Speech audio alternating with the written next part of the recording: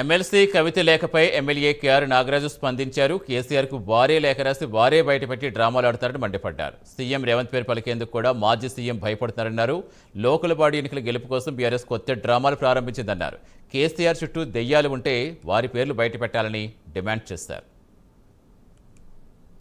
తెలంగాణలో జరుగుతున్న బీఆర్ఎస్ రాజకీయ నాటకం కవిత గారు లెటర్ రాస్తుందని నాన్నగారికి లెటర్ పెట్టింది.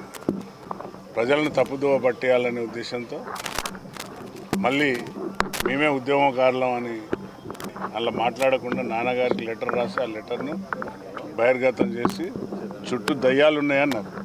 ఆ దయ్యాలను మరి పేర్లు బయట పెట్టలేదు. లోకల్ బాడీ ఎలక్షన్స్ వస్తున్నాయి కాబట్టి దాన్ని ముందర పెట్టుకొని రాజకీయమైన ఒక తెర లేపిండ్రు. ఏంటంటే మొన్న మీరందరూ చూసిండ్రు, అక్కడ మీటింగ్ పెడితే ఎవరు వచ్చిండ్రు, ఆ మీటింగ్లో ఎన్ని కోట్లు దానికి ఖర్చు పెట్టిండ్రో మీకు తెలుసు.